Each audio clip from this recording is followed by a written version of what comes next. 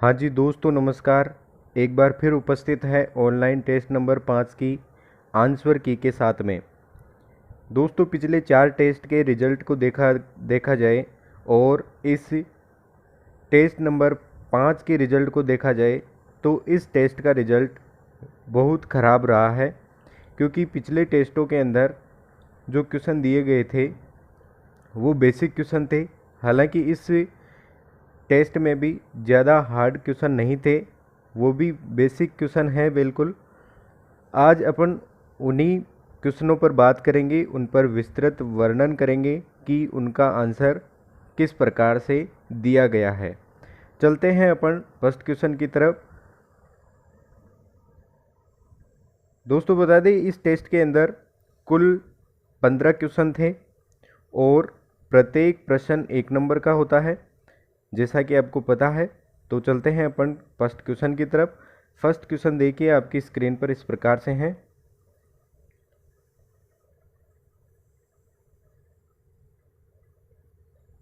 किसी केबल का rating factor इकाई कब होता है? यहाँ पर केबल का रेटिंग फैक्टर पूछा गया है। दोस्तों, आप याद रखें, जैसे कि किसी केबल पर लिखा हुआ है 66 केवी या फिर 32 केवी या फिर और भी कोई भी वोल्टेज यदि केबल पर लिखा हुआ है, तो ये वोल्टेज जो है ये उसकी सहन सीमा है, यानी उस केबल के द्वारा 32 केवी का वोल्टेज प्रवाहित किया जा सकता है। लेकिन ये कितने डिग्री तापमान पर होता है, वही कहलाता है केबल का रेटिंग फैक्टर। तो ये जो टेम्परेचर 40 डिग्री सेंटीग्रेड जो होता है, इसके ऊपर केबल का रेटिंग फैक्टर इकाई माना जाता है। यानी जैसे कोई केबल 40 केवी की है तो वह केबल 40 डिग्री सेंटीग्रेड तापमान पर 40 केवी वोल्टेज प्रवाहित कर सकती है। तो रेटिंग फैक्टर इकाई कब होता है? 40 डिग्री सेंटीग्रेड पर। इसका राइट आंसर रहेगा। नेक्स्ट 2 नंबर क्वेश्चन है। यदि प्रतिरोध R विशिष्ट प्रतिरोध रो है, इसको रो लिखा गया है, आप इसको ध्यान से समझिए। ये रो इस प्रकार से हैं। लंबाई L तथा क्षेत्रफल A हो तो पदार्थ के लिए सही संबंध क्या होगा? दोस्तों, अपन को पता है कि R बराबर रो L अपॉन A होता है। रेजिस्टेंस याद करने का फॉर्मूला होता है रो L अपॉन एरिया। तो इसको अपन देखेंगे तो यहाँ पर आप इसको वज्र गुणा कर दीजिए, इस प्रकार से तिरछा गुणा कर लीजिए। जब तिरछा गुणा करेंगे तो ये अपने पास आएगा R गुणा A बराबर रो गुणा L। तो ऐसा ऑप्शन अपना डी वाला है, इसका राइट आंसर ऑप्शन डी होगा। नेक्स्ट क्वेश्चन सिंपल क्वेश्चन है, लेकिन इस क्वेश्चन का भी बहुत सारे छात्रों ने गलत आंसर दिया है। क्वेश्चन है, प्रतिरोध के व्युत्क्रमानुपाती कौन होता है? प्रतिरोध के विलोमानुपाती पूछा गया है, अपोजिट कौन होता है? तो प्रतिरोध चालकता और विद्युत धारा दोनों के व्युत्क्रमानुपाती होता है। इसको ऐसे याद रख सकते हैं, R बराबर 1/G होता है और R बराबर V/I भी होता है। तो इस प्रकार से G यानी चालकता, I यानी करंट, दोनों रेजिस्टेंस के व्युत्क्रमानुपाती है, इसलिए इसका राइट आंसर ऑप्शन सी आएगा, ए तथा दे दोनों। 4th नंबर क्वेश्चन है, निम्न में से विद्युत धारा की इकाई क्या है? सिंपल क्वेश्चन है। विद्युत धारा की इकाई कूलाम प्रति सेकंड होती है। दोस्तों, इसको इस प्रकार से याद रख सकते हैं, Q बराबर I इंटू टी होता है।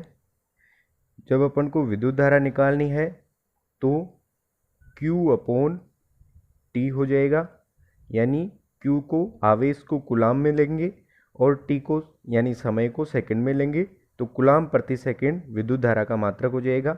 राइट आंसर ऑप्शन सी रहेगा। 5 नंबर क्वेश्चन है, सिंपल क्वेश्चन है, तापमान बढ़ने पर धातुओं का प्रतिरोध क्या हो जाता है? तो तापमान के बढ़ने पर धातुओं का प्रतिरोध बढ़ता है, जबकि अचालक धातुएं देखो चालक होती है। यदि बात करें अचालक की और अर्धचालक की, तो तापमान बढ़ने पर अचालक और अर्धचालक दोनों का प्रतिरोध घट जाता है। तो इसका राइट आंसर होगा ऑप्शन ए, धातुओं का तापमान बढ़ने पर प्रतिरोध बढ़ जाता है। 6 नंबर क्वेश्चन है, किसी चालक तार पर इंसुलेशन की मोटाई निर्धारित की जाती है। किसी चालक तार पर इंसुलेशन कितना मोटा लगाना है, यह किसके अनुसार लगाया जाता है? तो इंसुलेशन की मोटाई सप्लाई वोल्टेज के आधार पर लगाते हैं, यानी यदि वोल्टेज का मान अधिक है तो अधिक इंसुलेशन अपन को करना पड़ेगा, वोल्टेज कम है तो कम इंसुलेशन का मान भी अपन पास चल जाएगा। यदि बात करें, यदि यही क्वेश्चन इस प्रकार से आता है कि किसी चालक तार की मोटाई किस पर निर्भर करती है या चालक तार का साइज किस पर निर्भर करता है, तो वो फिर आता है विद्युत धारा के अनुसार तार की मोटाई रखते हैं, जबकि इंसुलेशन की मोटाई वोल्टेज के आधार पर रखी जाती है। इसका राइट आंसर ऑप्शन बी रहेगा। नेक्स्ट क्वेश्चन है, एल्यूमिनियम की वस्तुओं के लिए प्रयुक्त फ्लक्स कौन सा है? वेरी मोस्ट क्वेश्चन है, ये जेविनल 2018 के अंदर पूछा भी जा चुका है। एल्यूमिनियम के लिए या एल्यूमिनियम की वस्तुओं के लिए प्रयुक्त फ्लक्स जो है वो आयर नंबर 7 होता है। यहाँ पे एल का पी जो है ये इसमें सोल्डर के लिए प्रयोग किया जाता है, यानी एल का पी, यदि यहाँ पर फ्लक्स की जगह अपन उससे सोल्डर पूछा जाता है कि एल्यूमिनियम की वस्तुओं के लिए प्रयुक्त सोल्डर कौन सा होता है, तो फिर अपन एल का पी इसका राइट आंसर करते हैं। यहाँ पे फ्लक्स के लिए पूछा गया है तो आयर नंबर 7 इसका राइट आंसर होगा, ऑप्शन डी। 8 नंबर क्वेश्चन है, समान धातु तथा समान लंबाई के दो चालक में पहले का व्यास दूसरे का दोगुना है तथा दोनों का प्रतिरोध R1 अनुपात R2 का अनुपात क्या होगा? यहाँ पे पूछा गया है कि दो चालक तार है जिनका व्यास पहले का व्यास दूसरे का दोगुना है, यानी इसमें अपन इस प्रकार से देख सकते हैं कि D2 और D1 दो व्यास ले लेते हैं। D1 का अनुपात यदि 1 मान लें अपन, तो पहला जो है इसका दोगुना है, यानी ये यहाँ पे आ जाएगा 2। यहाँ पे अपन को ये व्यास का अनुपात मिल गया है 2:1। व्यास का अनुपात मिल गया है तो अपन को पता है कि यदि इसका व्यास इससे दोगुना है, D2 का व्यास D1 से D1 का व्यास D2 से दोगुना है, तो इसका जो क्षेत्रफल होगा यानी एरिया जो होगा वो इसका 4 गुना होगा, यानी D1 का क्षेत्रफल 4 गुना होगा, इसका क्षेत्रफल 1 गुना होगा, इस प्रकार से। तो ये जो अनुपात आया है 4:1, ये इसके क्षेत्रफल का अनुपात है। अब अपन को पता है कि क्षेत्रफल के विलोमानुपाती होता है रेजिस्टेंस, यानी क्षेत्रफल का अनुपात 4:1 आया है, तो रेजिस्टेंस का अनुपात इसके विपरीत होगा, क्योंकि क्षेत्रफल के विलोमानुपाती व्युत्क्रमानुपाती होता है रेजिस्टेंस, इसलिए ये हो जाएगा 1:4, यानी जिसका क्षेत्रफल 4 आया है उस तार का साइज आकार में मोटा होगा, जबकि जिसका क्षेत्रफल 1 आया है उसका साइज आकार में कम होगा, पतला होगा तार। तो ये यदि मोटा तार है तो इसका रेजिस्टेंस कम होगा, इसलिए 1:4 इसका राइट आंसर होगा। फिर से रिवाइज करा देते हैं, देखो D1:D2, D1 का मान बता रखा है 1 है, जबकि D1 जो है वो D2 से 2 गुना है। ये जो 2:1 आया है ये व्यास का अनुपात है। यदि ये व्यास का अनुपात है, यदि इनका क्षेत्रफल निकालेंगे तो इनका क्षेत्रफल जो है इसका 4 गुना हो जाएगा, यानी इसका क्षेत्रफल यदि 1 है तो इसका क्षेत्रफल 4 हो जाएगा, यानी 4:1 जो है ये अपने क्षेत्रफल का अनुपात आ गया है। अपन को पता है कि रेजिस्टेंस जो है वो क्षेत्रफल के विलोमानुपाती होता है, इसलिए क्षेत्रफल के विपरीत रेजिस्टेंस होगा। अपन से पूछा गया है रेजिस्टेंस का मान, तो 4:1 जो है ये क्षेत्रफल का अनुपात है, तो रेजिस्टेंस का 1:4 हो जाएगा, इसलिए इसका राइट आंसर ऑप्शन ए सही रहेगा। नेक्स्ट क्वेश्चन है 9 नंबर क्वेश्चन है 5 ओम प्रतिरोध वाले चालक की चालकता कितनी होगी। चालकता पूछी गई है, यानी यहाँ पे अपन से चालकता के लिए G अपन लेते हैं और G बराबर 1/R होता है। तो इस प्रकार से अपन करेंगे, तो 1 के अंदर अपन भाग लगाएंगे 5 का। जब 1 में 5 का भाग लगाएंगे तो इसका राइट आंसर आएगा 0.2 महो, यानी ऑप्शन सी इसका राइट आंसर होगा। 10 नंबर क्वेश्चन है निम्न में से सबसे हल्का कण कौन सा है। बहुत सिंपल क्वेश्चन है, लेकिन ये भी बहुत सारे लड़कों का गलत हुआ है। इसका राइट आंसर जो है वो होगा इलेक्ट्रॉन जो है वो सबसे हल्का कण माना जाता है। उसके बाद में पूछा जाए तो इसके बाद में प्रोटॉन होता है, उसके बाद में न्यूट्रॉन। नेक्स्ट क्वेश्चन है स्थिर विद्युत खालिस्तान द्वारा उत्पन्न होती है, जबकि गतिज विद्युत खालिस्तान द्वारा उत्पन्न होती है। यहाँ पे पूछा गया है स्थिर विद्युत जो है वो किसके द्वारा उत्पन्न होती है और गतिज विद्युत किसके द्वारा उत्पन्न होती है। तो स्थिर विद्युत जो है वो घर्षण के द्वारा और गतिज विद्युत जो है वो प्रेरण के द्वारा उत्पन्न होती है, यानी इसका राइट आंसर ऑप्शन सी रहेगा।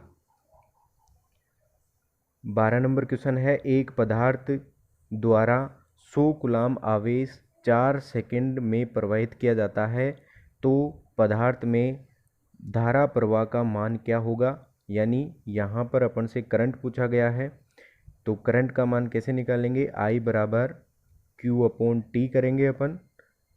Q का मान अपने पास है, यानी आवेश जो है वो 100 कूलाम है, समय का मान 4 सेकंड है, 100 में 4 का भाग लगेंगे तो 25 एम्पियर इसका राइट आंसर होगा, यानी ऑप्शन सी इसका राइट आंसर रहेगा।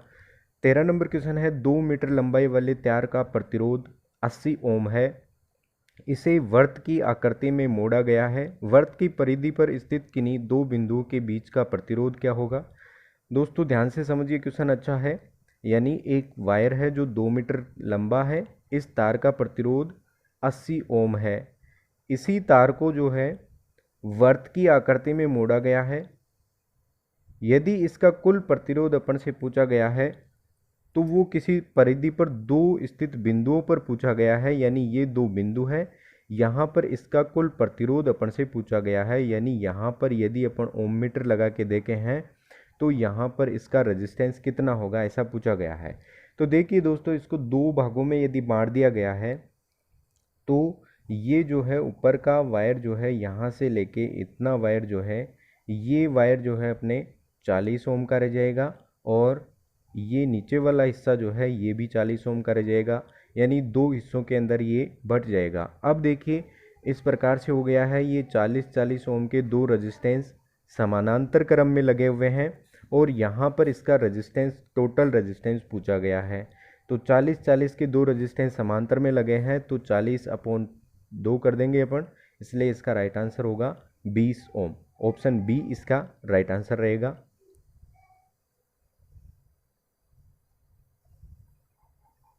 नेक्स्ट क्वेश्चन है किरचॉफ का धारा नियम खालिस्तान के संरक्षण पर आधारित है। तो किरचॉफ का करंट लॉ यानी KCL जो है ये आवेश संरक्षण के सिद्धांत पर आधारित है। यदि वोल्टेज नियम यानी KVL के लिए पूछा जाता तो वो ऊर्जा संरक्षण के सिद्धांत पर आधारित नियम है। सिंपल क्वेश्चन था। और इस टेस्ट का लास्ट क्वेश्चन जो है ये है परिपथ में विद्युत शक्ति को खालिस्तान के रूप में व्यक्त किया जाता है, यानी विद्युत शक्ति यानी पावर के फॉर्मूले के लिए पूछा गया है। देखो यहाँ पे फर्स्ट ऑप्शन बताया है वोल्ट को धारा से गुणा करके यानी V गुणा I करके पावर व्यक्त की जा सकती है, बिल्कुल सही है। वोल्ट का वर्ग को प्रतिरोध से विभाजित करके यानी V²/R करके, तो ये भी बिल्कुल पावर का फॉर्मूला सही है, दोनों राइट आंसर हो रहे हैं। तीसरा ऑप्शन है धारा के वर्ग को प्रतिरोध से गुणा करके, यानी आई स्क्वायर गुणा आर। तो ये देखा जाए तो ये तीनों ही फॉर्मूले जो है पावर के हैं, इसलिए इसका राइट आंसर होगा ऑप्शन डी, सभी इसका राइट आंसर है।